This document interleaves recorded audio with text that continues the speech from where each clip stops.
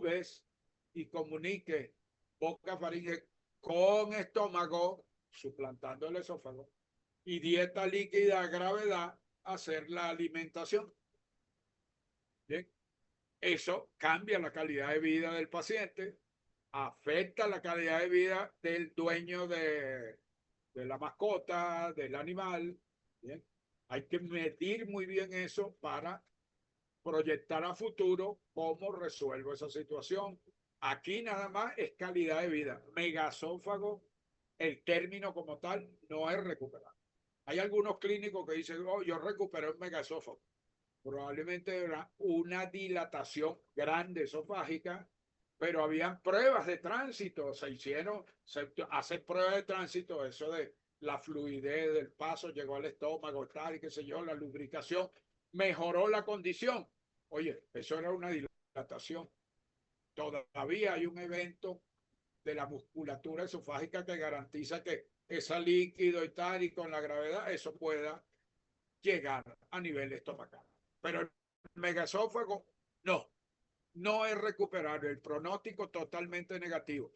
Podemos intervenir, podemos hacer reducción de la dilatación esofágica, ponerla más pequeña y todo. Pero acuérdate, estás eliminando parte de la pared esofágica.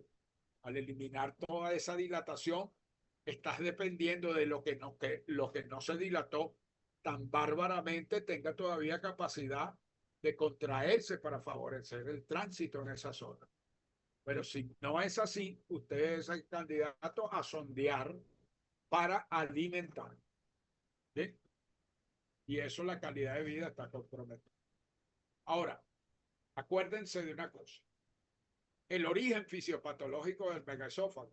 Primero, es el esófago que no es capaz de vehiculizar el alimento a través de él para su llegada al estómago.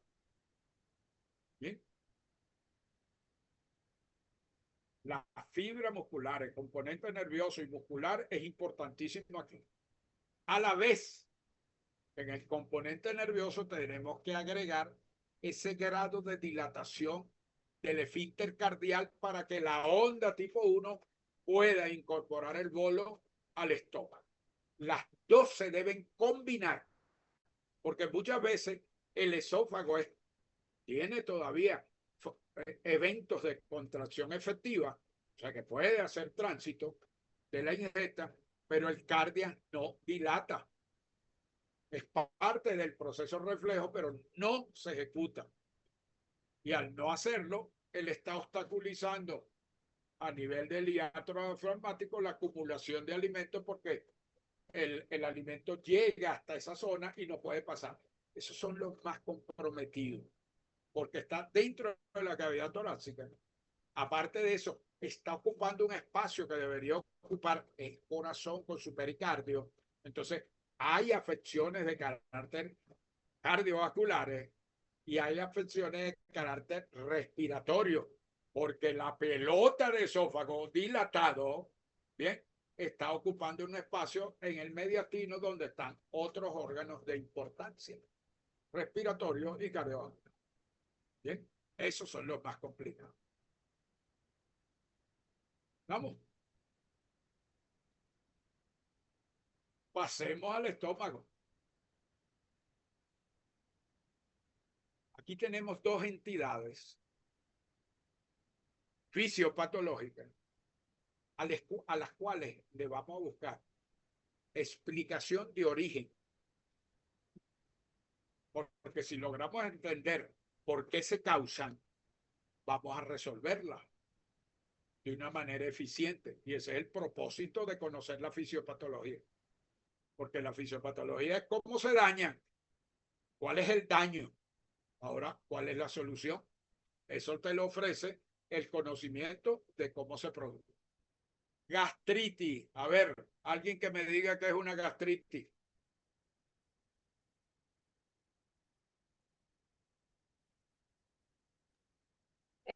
Gastritis. Irritación de la pared, la mucosa, irritación de las paredes del estómago, profe.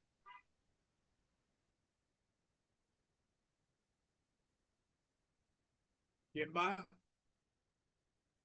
No me gusta la palabra irritación. Inflamación Ajá, Nico, ¿inflamación de qué? de la Con, mucosa gástrica. No oigo, de De las la mucosa paredes del gástrica. estómago. no de las paredes, de la mucosa gástrica.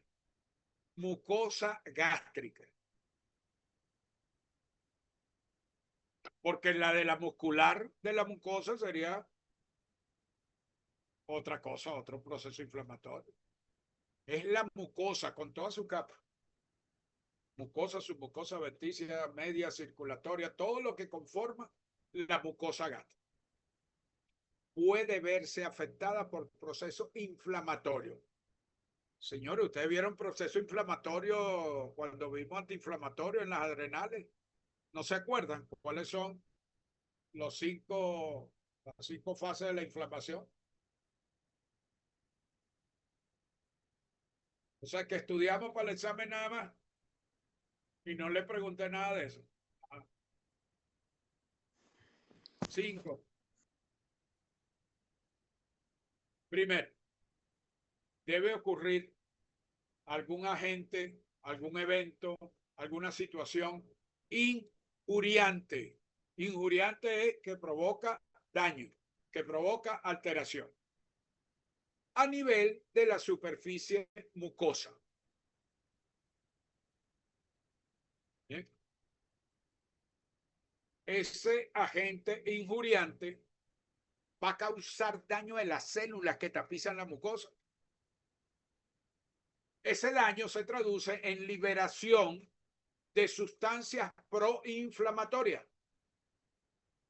¿Se acuerdan? Histamina, serotonina, bradiquinina, restos fosfolípidos de las membranas dañadas por la injuria. Estas sustancias van a generar un cuadro hiperémico, aumento del flujo sanguíneo, infiltración sanguínea, ahí en la zona de lesión, la zona injuriada, la zona dañada. ¿Eh? Ese aumento del flujo sanguíneo, ese cuadro hiperémico o hiperémico, va a producir extravasación de líquido. Eso se llama edema. Se sale el plasma. Ese plasma va a aumentar el volumen. Ese es el propio inflamación. Y ese volumen aumentado con edema, luego como es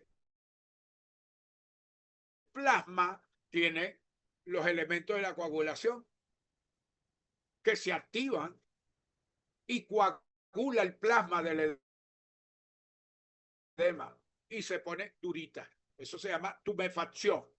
Pero a todo esto, este edema y la tumefacción están separando nervios, aplastando la parte nerviosa y hay dolor. Bien. En la zona dañada por el cuadro hiperémico se ve rojiza, rosada intensa, producto del proceso inflamatorio. Y luego, si no pasa más nada, hay infiltración leucocitaria, o sea, la defensa del organismo comienza a trabajar ahí, leucocitos, neutrófilos, basófilos, todo el mundo llega ahí a tratar de resolver la situación. Eso se llama migración leucocitaria. Se produce la quimiotaxis, la diapédisis, la oxonización, todos esos procesos que favorecen la presencia de los elementos de defensa. Y ahora todo al final es invadido por fibroblastos,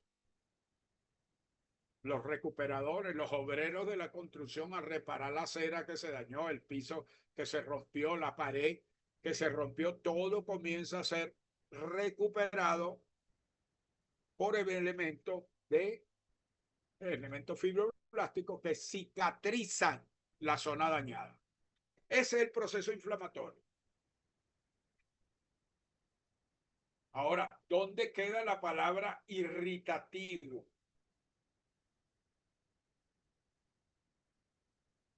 Lo irritativo nada más en lo causal. ¿Quién te puede causar un daño a la mucosa? elementos irritantes. ¿Bien? Así como los que comen picante. ¿Bien? Es un elemento irritante. Los que fuman, elemento irritante. Los que comen en extremos condimentos, elemento irritante. Claro, irritante para el que no tenga la adaptación alimenticia. Ejemplo, yo soy de sal y un toquecito así ¿cómo es que es? Sabroseador o adobo. O sea, lo demás que lo hagan el resto de los vegetales y todo en mi salsita y tal. Coge sabor, tiene sabor, pero no tengo los elementos irritantes en la ingestión de ese alimento. El alcohol. Estamos hablando de los humanos, pero ¿bien? En ustedes, ¿alguien puede identificar otro factor de irritación? Irritante, que altere, que me pueda dañar la mucosa. ¿O no han vivido? A ver. Bueno, nos quedamos hasta las 10 aquí sin hablar. Ustedes pierden porque en la siguiente voy con úlcera péptica y me sale un carrizo si entendieron o no esto de la gastritis. Por mudos o por sordos. Los cítricos, profe. El exceso de cítrico. Ácido cítrico. El ácido, el pH, daña la mucosa. Irrita la mucosa. Tóxico. Sustancias extrañas. Petrolato, todos los derivados del petróleo. Esa gente que no, dame para ayudarte con la gasolina que te... Allá va. Ese es irritativo también. Los animales están más propensos a eso de estar lamiendo cosas en la calle o en el campo, que prepararon una cosa para limpiar algo y dejaron el recipiente ahí al alcance de los animales, entonces los lamen y ahí viene el problema irritativo. ¿Sí? Bueno, resulta que la condición aquí es que debe reinar dentro del antro gástrico, dentro del saco llamado estómago, un ambiente adecuado. ¿Bien? Ese ambiente adecuado está condicionado a la producción, uno, de la secreción gástrica. ¿Qué hay en la secreción gástrica? Que en un momento pueda ser irritante o alterador de la mucosa.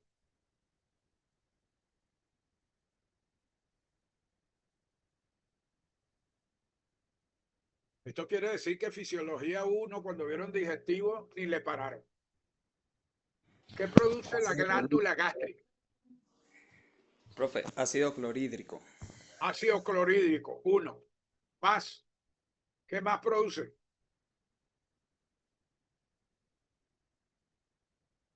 Pexina. Pepsina, eso, Rosana. Bueno, la pepsina es una enzima degradadora de proteína. Y se activa con el pH ácido del HCl de ácido clorhídrico. Nada más con esos dos elementos. Ellos son tremendamente irritantes. Pero en forma normal, ¿cómo los combato? ¿Cómo los controlo? ¿Cómo hago que la mucosa no se vea tan afectada con ellos presentes? Con pepsina y con HCl.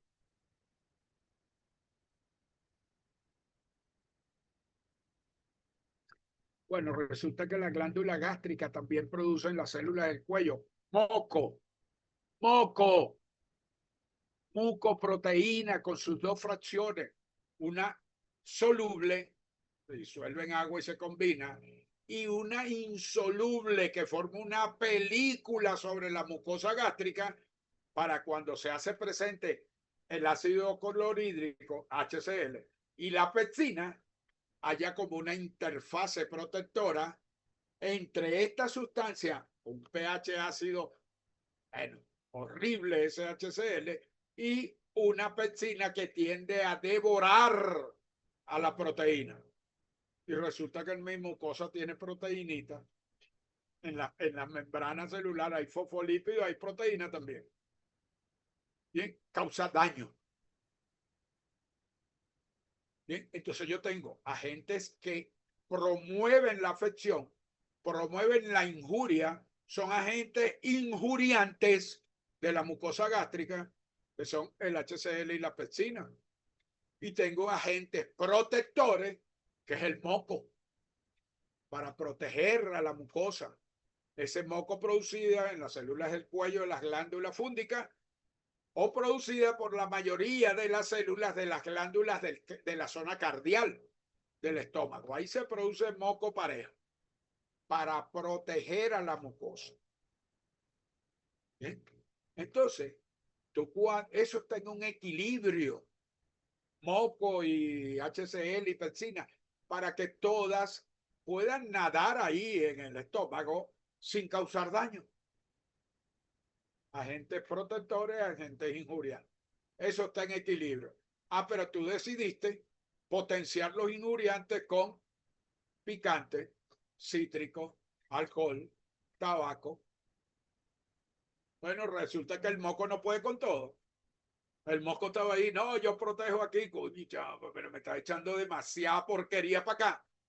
Y ahora los agentes injuriantes se hacen en mayor presencia, lesionantes de la mucosa, porque logran pasar por desequilibrio, bien, de los agentes protectores, logran pasar hasta la mucosa desnudita y comienzan a dañarla. Y eso es lo que crea el foco inflamatorio o inicio de la gastritis, que necesariamente avanzará porque el propio proceso inflamatorio va a disminuir la producción de moco, porque al inflamarse va a estrangular a la glándula, sobre todo en la zona del cuello de la glándula, donde se produce el moco. Y ahí se inicia la gastritis. Ahí cursa la gastritis. Puede ser focal. O sea, Nicolás con su endoscopio entró y cuando está viendo todo consigue que pasa así y ve una zona. ¿Cómo la ve? Una zona en el estómago y Nicolás dice inmediatamente, tengo un foco inflamatorio aquí. ¿Ah? ¿Qué le ves? ¿Qué te llama la atención a través del endoscopio? Que está rojo. Rojo. Tú ves una mucosa gástrica y la ves rosada grisosa. Ese grisoso es el moco que está trabajando ahí. ¿Eh? Cuando entra y está observando, moviendo la punta del endoscopio con su linternita y tal, y su lente que está viendo, de repente cuando va así, consigue la mucosa así como con los labios pintados en colorado. Epa, foco inflamatorio. Tiene un cuadro de gastritis. Es focal, la tenemos a nivel del fondo, en el saco, zona fúndica del estómago. O la tenemos en la zona pilórica. Hasta yo puedo pasar hasta el duodeno, venciendo el píloro. Paso un poquito al duodeno y veo las características de la mucosa duodenal y la inflamación puede estar gastroduodenal, difusa, o sea que está difundida a todo lo largo. Bien, ahí hablo de elementos mucho más importantes de lo que fue el evento focal. Bien, el evento focal puede haber sido una falla circulatoria, bueno, un proceso muy local, parásitos, bacterias, con zonas focales así para el proceso inflamatorio. Pero cuando es difusa, es que las condiciones generales están afectando a la mucosa. Pero en todo caso es un proceso inflamatorio de la mucosa gástrica. ¿Bien? Ahora, ¿de qué va a depender esos elementos de la gastritis que causan la gastritis? Uno, si son los injuriantes que estén en demasía. Mira, aumentaron ¿Cómo puede aumentar el HCl y la pepsina a nivel gástrico?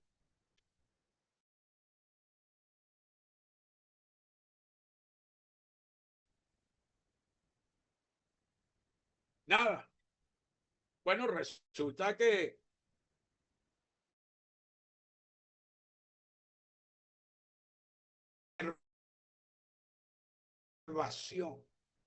inervación parasimpática, acetilcolina,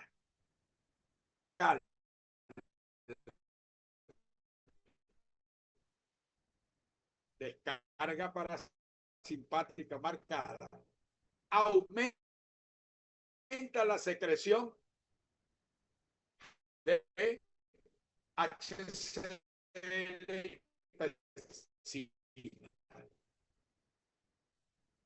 Bien. Entonces,